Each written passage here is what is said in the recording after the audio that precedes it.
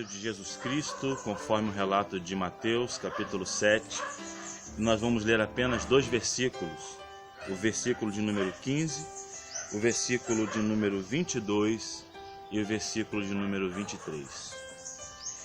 Acautelai-vos dos falsos profetas, que se vos apresentam disfarçados em ovelhas, mas por dentro são lobos roubadores. Versículo 22. Muitos naquele dia hão de dizer-me: Senhor, Senhor, porventura, não temos nós profetizado em teu nome, e em teu nome não expelimos demônios, e em teu nome não fizemos muitos milagres? Então lhes direi explicitamente: nunca vos conheci, apartai-vos de mim, os que praticais a iniquidade. Esse texto é um texto conhecido do Novo Testamento, porque juntamente com outros textos trata-se de uma exortação de Jesus aos seus discípulos, aos seus servos, a resistirem aos falsos profetas que surgiriam no meio do seu povo, como haviam surgido também durante a Antiga Aliança. Muitos homens se levantaram no Antigo Testamento em nome de Deus para propagar uma mensagem falsa, para levarem o povo de Deus ao erro.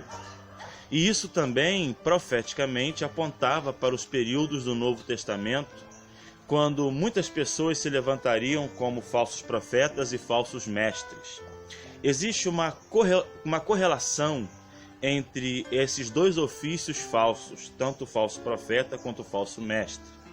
Quando trata-se de falso profeta, na mente de muitas pessoas, é apenas aquela pessoa, aquele indivíduo, que fala que Deus lhe deu uma mensagem específica de maneira mística, e essa mensagem é uma mensagem falsa. Como, claro, nós não podemos reconhecer nenhuma mensagem além das Escrituras Sagradas.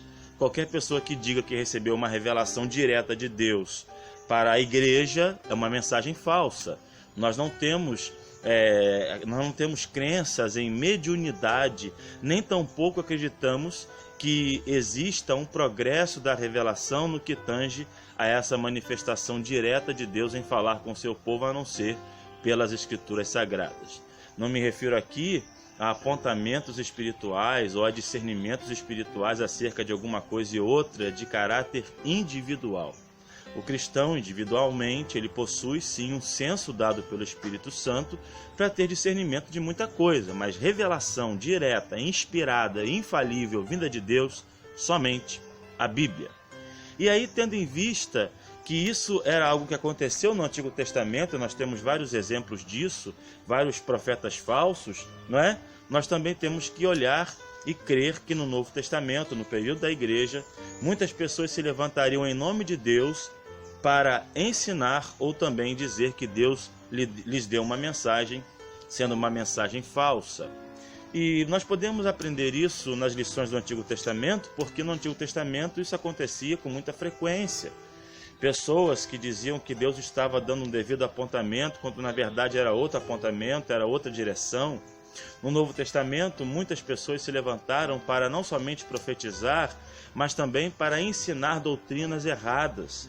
Nós temos o exemplo dos antinomianos, dos gnósticos e de outros hereges que surgiam no seio da igreja para perverter a doutrina apostólica.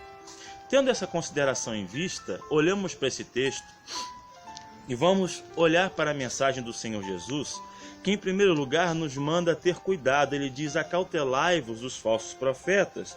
E depois, nos versículos que nós não lemos, ele vai falar exatamente sobre a questão dos frutos, dando uma ideia clara que existe a correlação intransponível que não pode ser transpassada, não pode ser quebrada, não pode ser inviabilizada entre vida religiosa e piedade, entre prática religiosa e vida.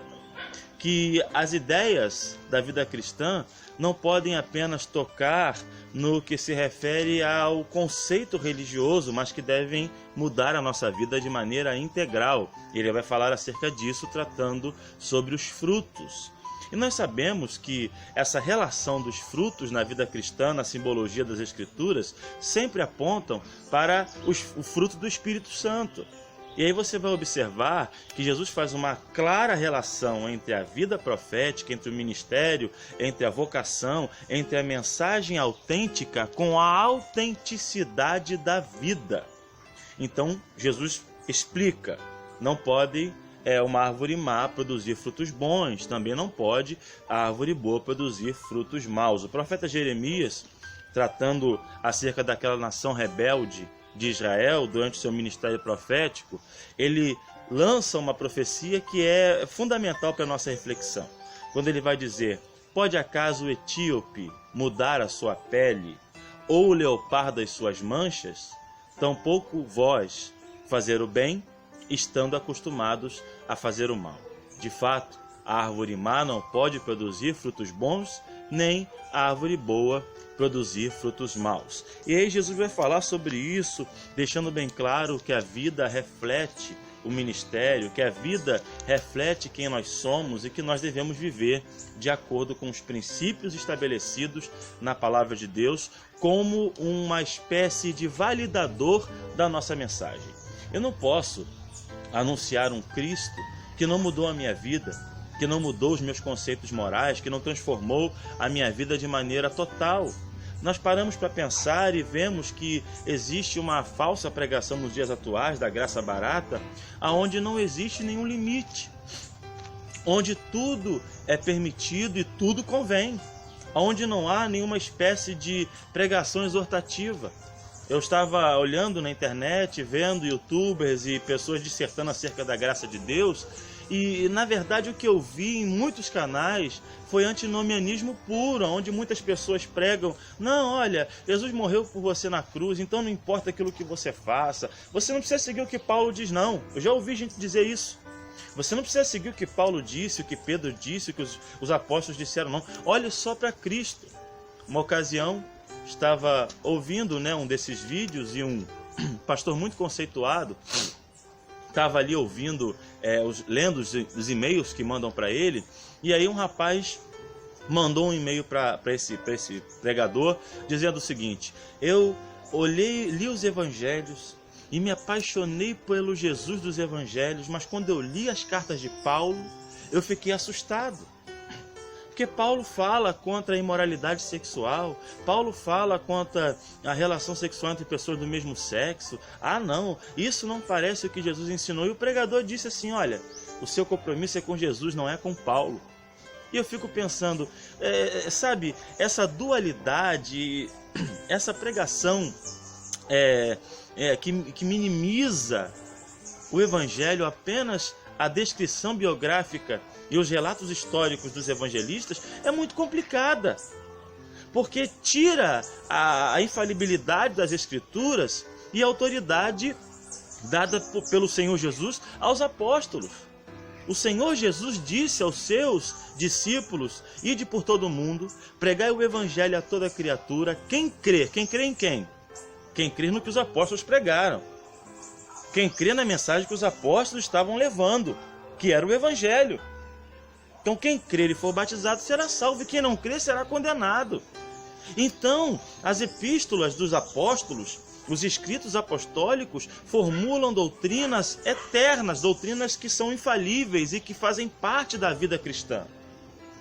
Portanto, temos que analisar com muito cuidado e ver de fato que Jesus deixou bem claro que o ofício e que a validação da autoridade profética daquele que proclama, seja alegando uma palavra direta ou alegando uma explicação do texto bíblico, também a sua vida deve ser pesada. O testemunho pessoal é pesado, não é? Não existe esse negócio de pregar um evangelho de total facilidade, onde não há nenhum tipo de renúncia, e achar que isso é o evangelho de Jesus, porque não é. E aí o texto continua dizendo que pelos frutos e tal, e aí no versículo 21, que eu não li, até o versículo 23, Jesus então faz uma comparação daqueles que cumprem ofícios espirituais, sem de fato serem autênticos ministros e profetas de Deus. Olha o que Jesus vai dizer: nem todo o que me diz Senhor, Senhor entrará no reino dos céus. Por que isso? Nem todo o que me diz Senhor, Senhor. Referir-se a Deus como Senhor, e aqui o termo grego é Kyrios, ou Kurios, que significa Senhor, dono, proprietário, e isso era muito comum também para os judeus, que referiam-se a Deus com um adjetivo também chamando-lhe de Senhor, Adonai. E aí esse termo Adonai é um termo que se refere unicamente a Deus, nunca a um Senhor terreno. Isso estava na mente dos leitores, estava na mente de quem também copiou os evangelhos e distribuiu para os cristãos, de que aqueles que chamavam Cristo de Senhor deveriam estar debaixo de seu senhorio, deveriam reconhecê-lo como a autoridade máxima e suprema da sua vida. E ele vai dizer: nem todo que me diz Senhor, Senhor entrará no meu reino, porque naqueles dias, ou seja, no dia do juízo, muitos irão dizer: Senhor, porventura não temos profetizado em teu nome? Não somos nós canal do fluir de Deus? Não falamos acerca das coisas de Deus? Não pregamos o evangelho de Deus? Não temos profetizado em teu nome? Não expelimos demônios? Quer dizer, até os espíritos de engano, os espíritos imundos se sujeitaram a nós. Não operamos milagres? Perceba que Jesus não está dizendo que a profecia é falsa, não está dizendo que de fato os demônios não foram expulsos, e no texto não está dizendo também que os milagres eram todos forjados. Poderiam ser até milagres autênticos. Isso quer dizer que a mensagem não é nossa, que a autoridade do nome de Jesus não provém de nós, mas vem dele e emana dele, e os milagres são entre ele e a pessoa que está pedindo. Porque existe uma contradição muito grande no meio cristão evangélico, onde alguns se intitulam profetas e com dom de milagres, sinais e maravilhas, e que colocam seus nomes nos outdoors, nas propagandas, e dizem: venham à minha igreja, porque aqui está o profeta fulano de tal, que vai impor as mãos sobre você, vai te curar. Esse tipo de propaganda é nojenta, é repugnante. Alguém que convida outrem para um culto, aonde ele é a pessoa central, onde ele diz que vai ter revelações, que vai impor as mãos e que vai curar, é um falso profeta, é um herege, é um mentiroso. Se aparte desse tipo de gente. Não negocie a autoridade exclusiva de Cristo em fazer qualquer tipo de benefício pela sua vida. E aí, o versículo 23 termina: e eu lhes direi explicitamente: nunca vos conheci, apartai-vos de mim, vós que praticais iniquidade. Iniquidade é o pecado como estilo de vida, o pecado contínuo, onde não há nenhum arrependimento. Então, vejamos o que aprendemos com esse texto. Esse texto nos ensina que precisamos ter cautela, que precisamos estar cuidadosos, analisar o que é dito, ouvir o que é pregado. Se alguém vem dizer para você que teve uma mensagem de Deus, tenha cuidado com isso. Ouça por educação, mas não receba como sendo uma mensagem infalível de Deus para você, porque a única mensagem infalível é a Bíblia Sagrada. Segunda verdade que esse texto nos ensina é que nós temos que valorizar a vida piedosa, e que não podemos achar que a autoridade está na inteligência de quem fala ou na aparente espiritualidade de quem fala, mas na vida que essa pessoa que fala leva. Observe a história, a trajetória. Quando você for para uma igreja, procure conhecer quem é o pastor, procure conhecer aonde ele estudou teologia, porque isso é essencial. Procure conhecer a vida que ele leva. Não ouça de terceiros, porque também existem pessoas que são vítimas de calúnias terríveis, onde pessoas maldosas trabalham contra a vida dela. Então procure conhecer a pessoa, não de ouvir dos outros, mas dela, da família dela. Ouça a família, esposa, filhos, pai, mãe, sabe? Vizinhos, pessoas que caminham do lado, não terceiros. Quando alguém vier falar mal de alguém para você, pergunte assim: você conviveu com ela há quanto tempo? Você é amigo dela? Você frequenta a casa dela? Não é frequentou, frequenta hoje? Ah, não, então não quero saber do que você tem a me dizer. Porque se alguém que caminhava com outro não caminha mais, a opinião dela sempre é duvidosa. Então tome cuidado, procure conhecer o pastor, conviver com ele, ouvir o que ele ensina, ou ver como ele vive. Isso é importante. Então a vida piedosa, os bons frutos fazem parte da autoridade profética. Tem que se acautelar dos falsos e observar aqueles que são verdadeiros e aqueles que não são. E a terceira verdade é que sinais externos, miraculosos ou aparente sabedoria não validam o autêntico profeta. Por quê? Porque existem muitas pessoas que alegam ser de Deus por operar supostos milagres. Existem pessoas que se alegam até infalíveis. Uma ocasião, fui cortar cabelo e estava conversando com o barbeiro, e ele era de uma igreja onde o cidadão que lidera essa igreja disse assim: ninguém questione a minha autoridade. Vocês viram o que aconteceu na semana passada aqui? Aquela senhora estava doente, eu pus aí minha mão sobre ela, ungi ela com óleo de Israel e ela ficou curada. Eu sou um homem de Deus, bateu no peito. O povo dele lá não deve ler esse texto, porque não adianta nada o sujeito colocar as mãos sobre enfermos, colocar a mão sobre endemoniados e acontecer alguma coisa se a doutrina que ele prega é errada. Observe o conteúdo da mensagem antes de atentar para a aparente espiritualidade do mensageiro. E aí o texto conclui, em quarto lugar, eu quero concluir dizendo o seguinte: Jesus mandou apartar-se dele aqueles que viviam na iniquidade, aqueles que não tinham nenhum tipo de arrependimento. Nós precisamos observar que a vida cristã é mais do que apenas uma filosofia religiosa, é mais do que apenas um conceito religioso, onde você, de maneira muito abstrata, vive essa vida de comunhão com Deus. Perceba o que o texto vai dizer acerca de dois cidadãos que no primeiro século, chamado Himeneu e Fileto, faziam na igreja. Paulo adverte a Timóteo para ter cuidado com eles. Olha o que ele diz: evita igualmente os falatórios inúteis e profanos, pois os que deles usam passarão a impiedade ainda maior. Além disso, a linguagem deles corrói como câncer, entre os quais se incluem Himeneu e Fileto. Estes se desviaram da verdade, asseverando que a ressurreição já se realizou, e estão pervertendo a fé de alguns. Ou seja, esses dois cidadãos, além de ensinarem a prática da iniquidade, eles afirmavam que uma doutrina, perverteram, ou seja, desvirtuaram, tiraram o sentido lato de uma doutrina fundamental, que é a ressurreição.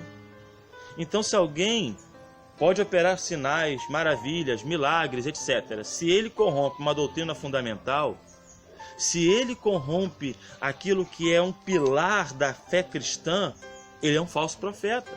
E se a sua vida não condiz com o que ele prega, também o desqualifica como um profeta autêntico. Um outro texto importante para correlacionarmos com esse texto é o texto de 2 Pedro, capítulo 2, versículo 1. 2 Pedro 2:1. Assim como no meio do povo surgiram falsos profetas, assim também haverá entre vós falsos mestres, os quais introduzirão dissimuladamente heresias destruidoras até o ponto de renegarem o soberano Senhor que os resgatou, trazendo sobre si mesmos repentina destruição. A dissimulação da doutrina. Sabe? Não, isso é o que a Bíblia diz, mas olha, o Espírito Santo falou comigo, conversa fiada. Se a Bíblia disse, aonde a Bíblia diz eu devo falar, onde ela não diz eu devo me calar. Então devemos ter cuidado também com essa dissimulação, com essa perversão, às vezes sorrateira, da doutrina cristã. E um terceiro texto que eu quero compartilhar com vocês é o texto de 1 Timóteo, capítulo 6, versículo 3 em diante. Uma outra exortação acerca dos falsos mestres. Se alguém ensina outra doutrina e não concorda com as sãs palavras de nosso Senhor Jesus Cristo e com o ensino segundo a piedade, então, ou seja, as palavras de Jesus nos evangelhos e o ensino segundo a piedade, que são uma dissertação dada pelos apóstolos acerca do que Jesus ensinou e acerca da mensagem de Deus eterna, tanto no Antigo quanto no Novo Testamento. É enfatuado, nada entende, mas têm mania por questões e contendas de palavras, de que nascem inveja, provocação, difamações, suspeitas malignas, altercações sem fim por homens cuja mente é pervertida e privados da verdade, supondo que a piedade é fonte de lucro. O falso profeta sempre procura o seu próprio benefício. Então observe que, como já disse, vida piedosa, mensagem autêntica com doutrina pura, não visando o seu benefício próprio. Alguém que prega, alguém que profetiza, entre aspas, diz ser profeta, alguém que lança a mão da vida religiosa com a busca de enriquecimento pessoal, de ter os holofotes sobre si, é alguém que deve ser questionado e ser posto em dúvida. Aqui vai uma exortação minha nesse vídeo também, até alguns colegas que eu conheço que são piedosos. Evite a propagação das coisas que acontecem no que se refere a pessoas se convertendo na sua igreja durante sua pregação. Eu já vi alguns pregadores que acabam de pregar e colocam tantas almas no altar. Isso dá uma impressão errada de quem vê. Eu conheço muita gente piedosa que não é assim e que faz isso. É piedosa, é correta, não é soberba e que faz isso com o coração até puro, mas não é uma atitude correta. Porque não existe, e aí eu falo para todos vocês, nenhum pregador e nenhuma igreja tem mérito algum na salvação das almas. Se você pregou uma mensagem e se converteram 50 pessoas, o mérito não é seu. Então não divulgue como se fosse. Não divulgue como se você tivesse mérito nisso. Você está roubando a cena do Espírito Santo. A pregação do Evangelho é o seu dever. Quem converte os corações é o Espírito de Deus, não é mérito seu. Então cuidado para não fazer do seu ministério uma fonte de lucro. E lucro aqui não é só dinheiro não, mas também a autopromoção. Que nós possamos abrir os nossos olhos acerca dos falsos profetas e analisarmos a nós mesmos, mesmo sendo às vezes profetas verdadeiros, se não temos algum resquício dessa enfermidade, desse câncer dos falsos profetas, que é achar que a vida profética, que o ministério da pregação e do ensino é algo que não precisa ser evidenciado por uma vida piedosa, achar que isso não sofrerá juízo no dia do juízo final e não podemos de forma alguma aceitar uma vida apenas de aparência, usando a capa de ovelha, sendo dentro de nós lobos roubadores, visando o próprio lucro, a própria autodivulgação. Que Deus nos abençoe e que fujamos, tendo cuidado, precaução, fujamos das práticas e vamos analisar e ver quem é de fato um autêntico mensageiro de Deus.